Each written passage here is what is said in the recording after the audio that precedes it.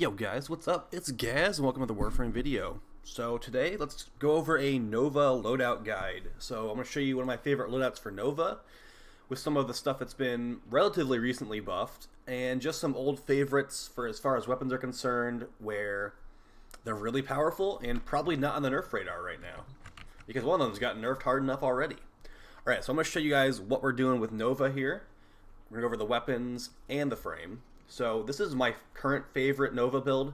I know it's not a very normal Nova build. We have 3 defensive mods on here, and we still will die even with 3 defensive mods. So, yeah, the situation here is we're actually trying to not get too much power strength, so we can use our 4 in like everyday missions and not slow it down to a crawl. So, if you want to make it so your 4th ability is not slowing down enemies at all, you can actually just throw power donation up on there, and it's going to bring the slow percentage on your 4th ability slow to 0%. So the enemies are just normal speed, but they're still taking the double damage. They'll still explode when they die. So good stuff there. But I figured that corrosive projection is pretty valuable. Also, like, slowing them by 30% is not a huge deal. So yeah, we're basically focusing on the 4 and the 3 with this build. And technically the 1 a little bit, since we're modding for health, and the damage reduction from Nova's first ability does apply to her health. So we have 840 health, and then when you take quick thinking into account, we have our energy pool as a health bar as well with 240% efficiency. So we've got like over 1,000 more extra, air quotes, health underneath all this stuff.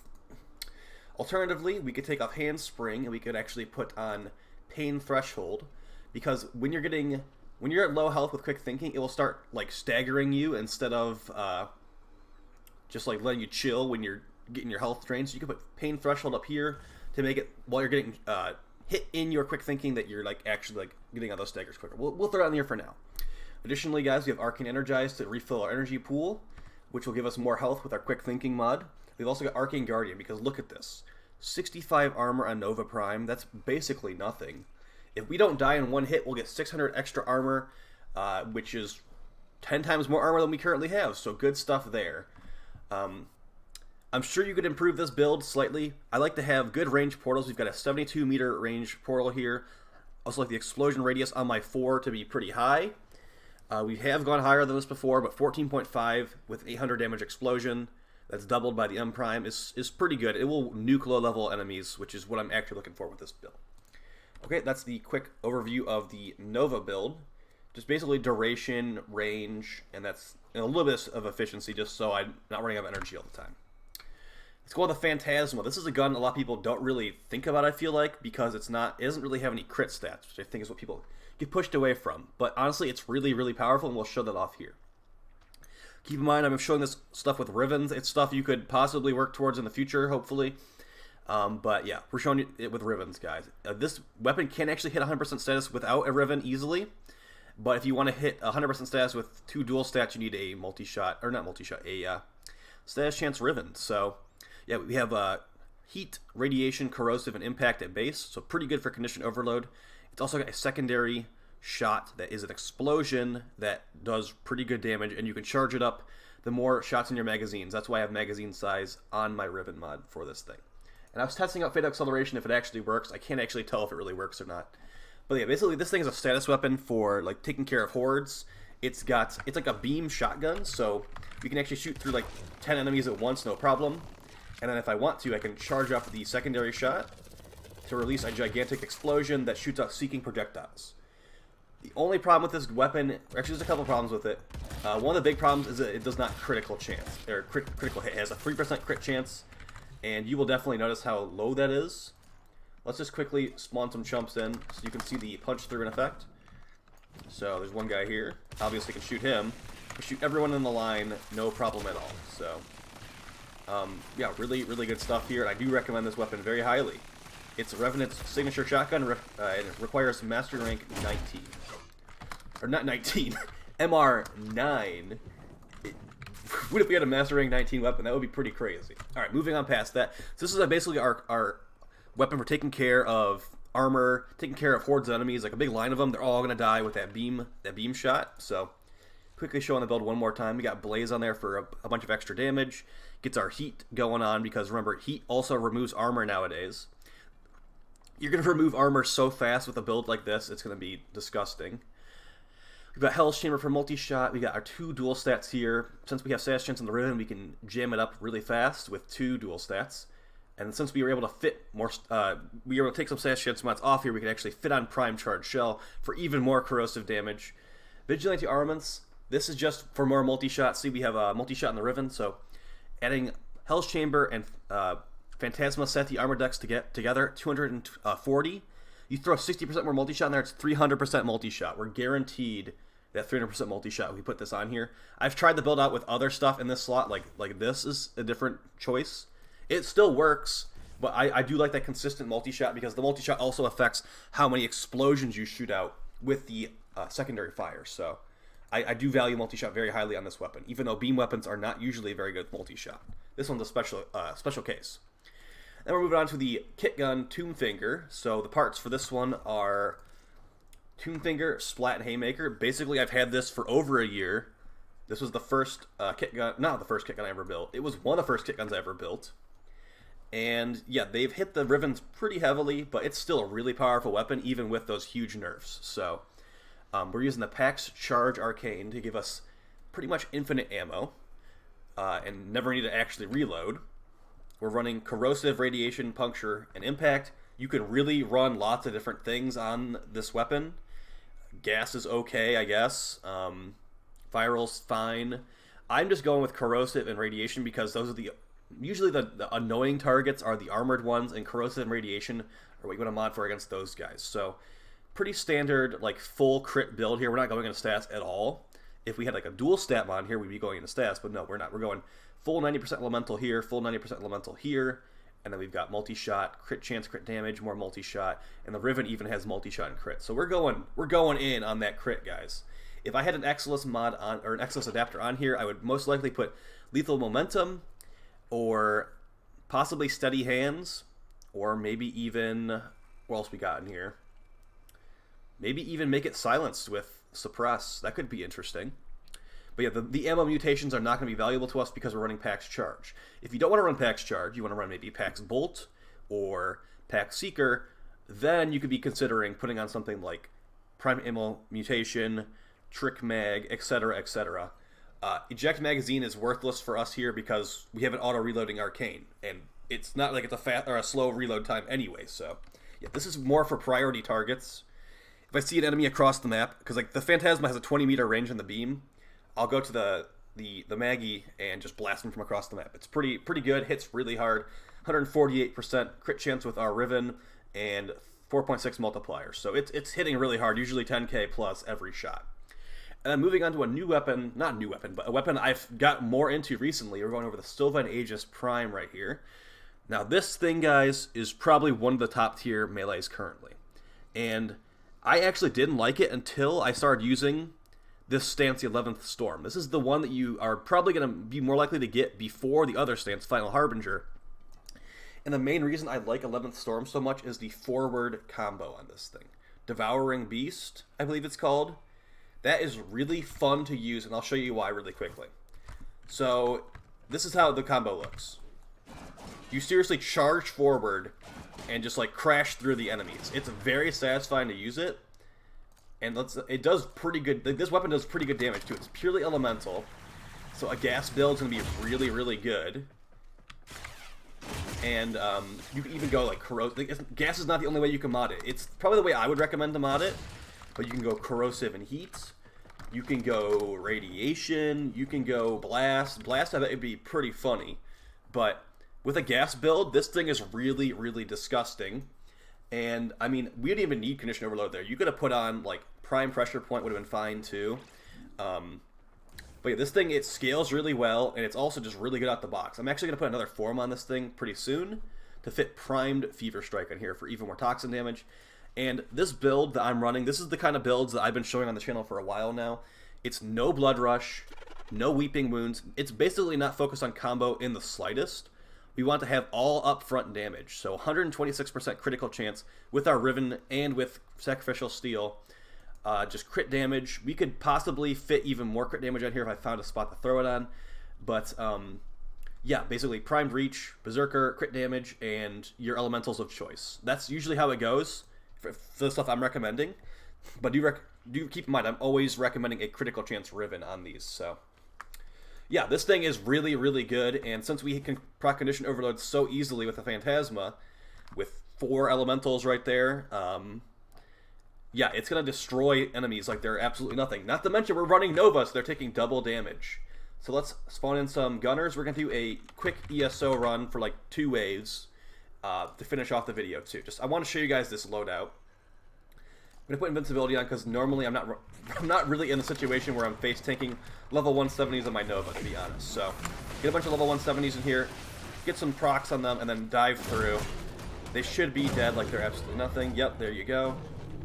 Not very difficult with all the armor removal and the condition overload gas procs from the Sylvan Aegis Prime. So, quickly guys, if you're not going to be running a Riven, the build's actually going to completely change on the Phantasma, so you'll want to be running something like...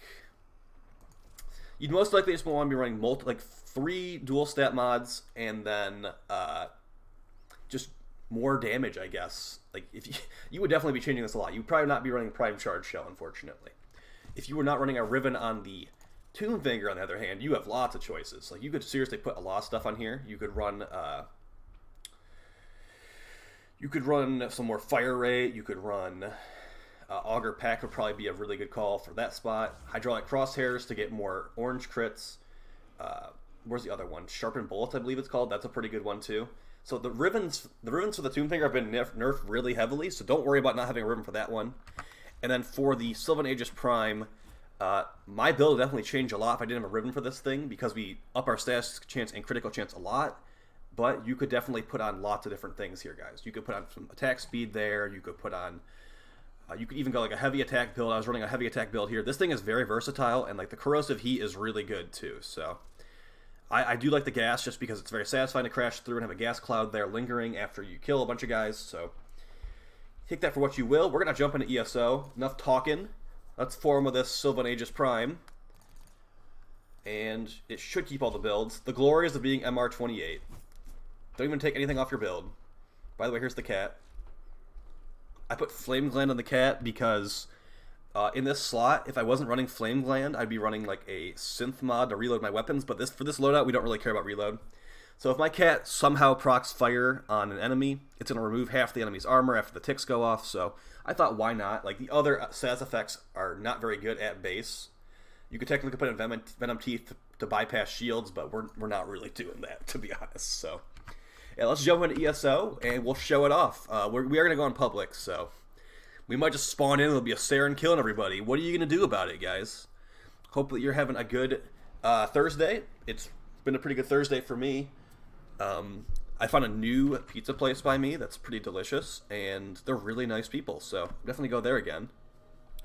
You guys ever had a stuffed pizza before? It was, honestly, like, I regretted eating it because, like, now I know that it exists, and I probably need to go there, like, once every couple of weeks now, so that was slightly regrettable, but what are you going to do? So, yeah, I've actually been getting a lot more into, like, watching, like, food reviews and, like, looking at food reviews and stuff, so I'm probably going to, like, download Yelp after this and give that place a good review, because that stuff does help a lot, actually.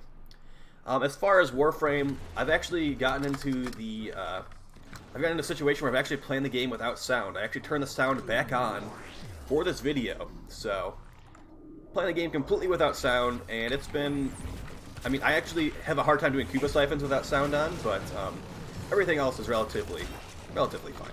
So there we go. We have a Corrosive Build, so using this against the Corpus, definitely not advised. We want to use our gas weapon against these guys if we can get close enough. Keep in mind, our gas weapon is our melee, so but as you see, even with Condition Overload, right off the bat, we're one-shotting these guys. So it's not really a big deal that we don't have the upfront damage of Prime Pressure Point in this situation. I mean, Corpus are very easy to kill, so it's not like, not every situation will be like this, but it is, I could definitely recommend this specific type of setup for the Sylvan Aegis Prime if you have a critical chance stat chance Riven. We're gonna res this guy because he might heal me if I res him. Okay. Also, we do have Magus Lockdown and Magus Repair equipped as well, so gotta keep that one in mind. So I probably should have put Power Donation on for this run, because we are actually slowing down the enemy slightly, which is going to annoy our teammates on this tile. So, having like a good idea of like what's going to be the right choice for the mission is going to be really helpful for you when I'm showing you these things like they're all over the place like this. So, also, I have been running the Sylvan Aegis Prime with Healing Return in one of the slots, and it's really, really helpful. Since we're getting so many stats effects with our Phantasma, and this thing does purely elemental damage, like, we can restore our health by like 50 per hit sometimes, so Healing Return is also a really good option. Like I was saying, the Sylvan Aegis Prime is really versatile, and the build I showed is not the only way to build it. Like I just said, Healing Return is actually a really valuable option, and I do run it sometimes, so yeah, lots of customization is available. That's one of the things I really love about Warframe is the amount of customization that's available on some of these things, all these builds and stuff. Let's start using the Tomb Finger just so I can show that a little bit. I mean, Tomb Finger hasn't really changed at all. It didn't get nerfed like the Catch Moon did, so it's probably the best kit gun nowadays. But as you can see, like, diving through these guys with the Sword and Shield is really satisfying.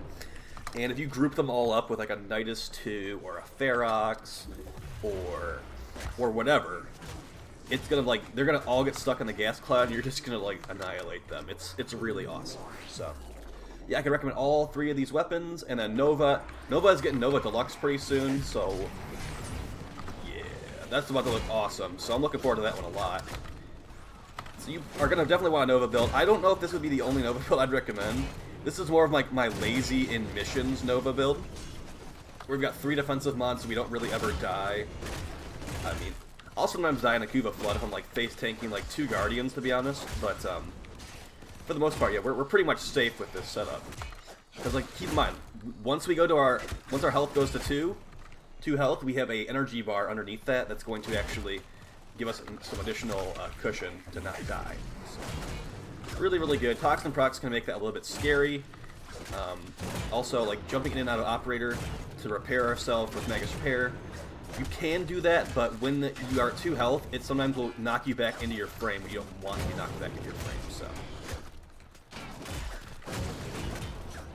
my normal gameplay for Warframe nowadays is I'll like level up some weapons. I'll basically wait for new content. I'll do the Kuva Flood if I'm feeling it. I did the Sortie last night, so that was kind of nice. I don't remember if I had fun during the Sortie. It was kind of fun, I guess. We ended up getting a affinity booster at the end, which is a relatively nice reward. 3-day affinity booster, that's like, I think it's like 40 plat, so that's like winning 40 plat in the Sortie. Let's get back to the Tomb Finger. So see, if I have projectile flight speed Exilus on here, it would be feeling a lot better at range. So I'm probably going to end up formatting that on later. That mod's called Lethal Momentum, I believe. But as it stands right now, it's fine for taking out like some big health targets in one shot, like they're nothing. I definitely do prefer the Phantasma, like as we see here, just like it deals with hordes really well, which is something this loadout definitely needs. Like, I'm not going to be killing these enemies in the hordes with the Tomb Finger, you know what I mean? Like, Phantasma, if I had like 3 enemies, here's 2 enemies in a row right there. Easy. They both got taken out. Armor's gone. You got good base damage too. I can charge up the explosive shot if I really need to. You double the damage on that, those guys are done so. So yeah, really fun loadout, and I can definitely recommend it to you guys. It's not top tier. It's not gonna, like, you can't do Eidolons with this really.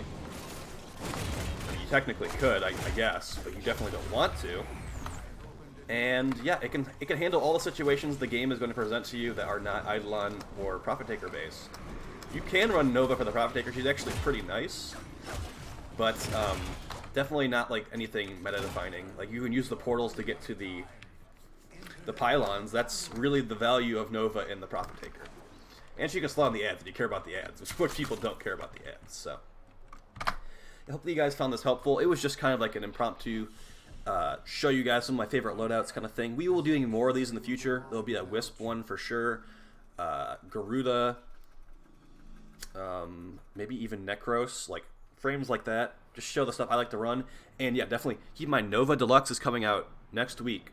And there's a dev stream tomorrow, the 31st of January. So yeah, guys, should be some good stuff. I'll talk to you guys next time. Please like, share, and subscribe, and take it easy. Peace.